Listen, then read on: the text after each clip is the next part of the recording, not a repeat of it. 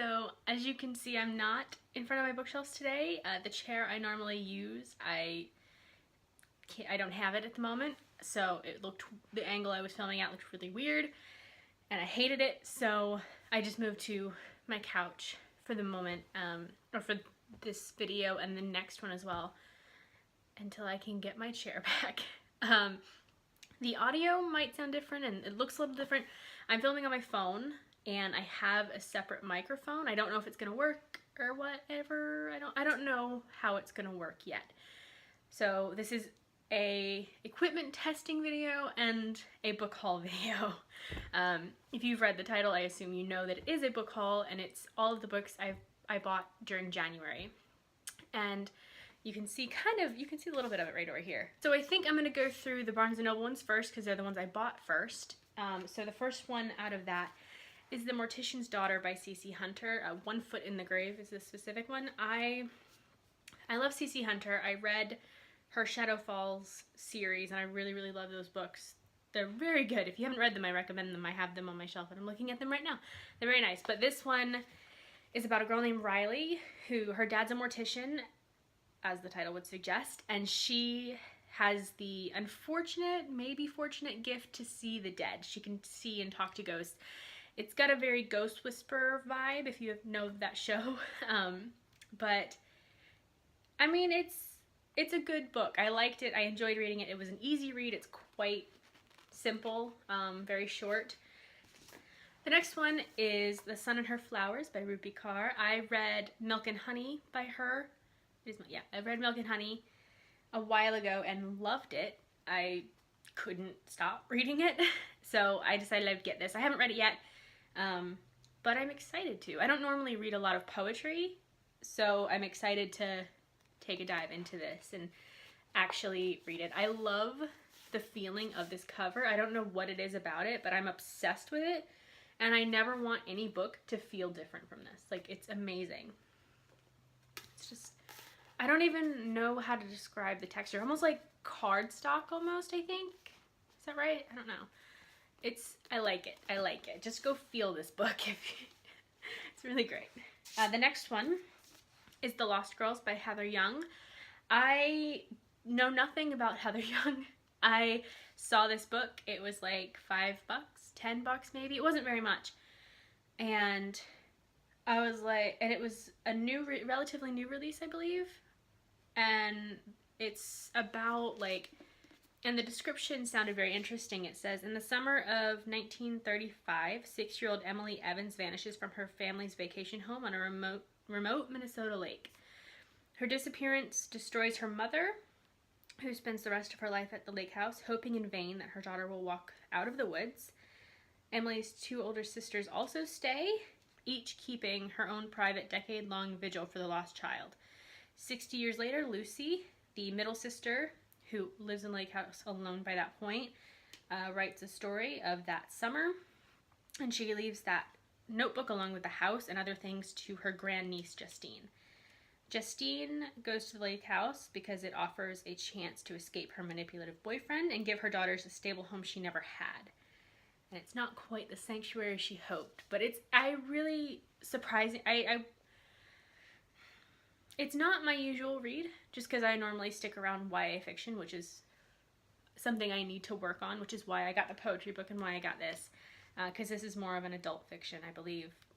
Not far from young adult, but, you know, close enough. But I enjoyed it a lot. I enjoyed each kind of little, like, it goes between the 2 points of views of Justine and Lucy. And it's obviously Lucy is the one telling her story, so it's in her point of view, and Justine's is more of a close third person. And a lot of the times with shifting points of view, I have a bit of trouble keeping up, but this was actually very easy. The voices were distinct. It took me a little bit longer to read. I think it's because there's just a lot going on in it. Like, there's a lot of history, there's a lot of, like, details in it, it is very nicely described, and I really like it. And I did have some issues with each character, but I think that was just intended faults of the character, which I appreciate well enough. So if you're looking for something new, this is Heather Young's debut novel, and I don't know if she's writing anymore. I don't know what's happening there, but it's good. I liked it. Go check it out. Look into it. See if you want it. See if it's something you'd like to read, because it was interesting. The next one is Turtles All the Way Down by John Green. This is I don't remember exactly when it came out. It's recent. It's his newest one. And I'm so excited to read this.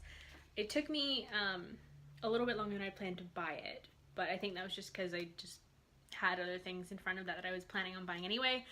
But I ended up getting it, and I haven't read it yet, but I'm very, very excited to.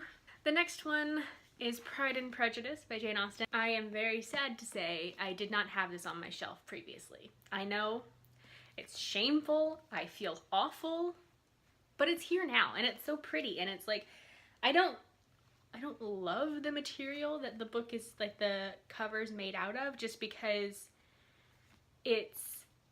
I can tell it'll get dirty so easily. I barely even want to touch it, because I'm so afraid it's gonna get dirty, because it's like this matte, leathery feel, but obviously fake leather. But it's like, it's already got some like it's got a little mark right here, which I don't think you can see, and some stuff on it, and that's not from me, that's just from it getting here, because it was shipped here. I think it's just from that, which is really unfortunate, but I don't even want to touch it, because it's like, it's gorgeous. It's so gorgeous, and it's got like green paper. Ugh, it's so pretty, and it's got like this almost peacock pattern on the inside. It's so gorgeous. So yeah, I had to get this. It was on sale for $5, which is insane. So that's everything that I got from Barnes & Noble. And moving on to Thrift Books, which actually I bought, technically I bought it in February, but I'm grouping it in with January just because. The first one is Flowers for Algernon by Danielle Keyes. I haven't heard of this. It's my friend's favorite book, and she told me I should get it, so I did, and I am going to read it and tell her what I think of it. I don't know much of anything about it, other than there's more than 5 million copies sold, so that's a good sign, right? She said she loves it. I feel like I have heard of it before, I just don't know anything about it, so. The next ones are pretty much all together. Like, it's the Maze Runner series by James Dashner. The Maze Runner, Scorch Trials, and The Death Cure. I keep looking there to make sure it gets on the screen, and focuses. But I haven't read these. I haven't. I've started them now. I really liked the movies as they came out. I've seen them as they've come out, and I really liked them, and I'm kind of like on a kick of it right now, I think, because the new one just came out, and I went to go see that, and I'm kind of like back into it again, and I figured it's time. Now that I'm reading regularly again, because for the past few years, reading has kind of taken a back seat to everything else I've been doing.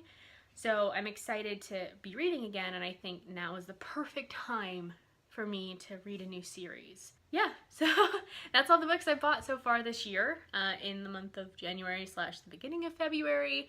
That's everything I have at the moment. Thank you for watching. I hope you enjoyed it. If you did, don't forget to subscribe to be told when I make new videos. If you have any book recommendations for me, let me know down in the comments below. I like hearing what other people are reading and seeing what other people are interested in. Thank you for watching, and I'll see you guys again next time. Bye!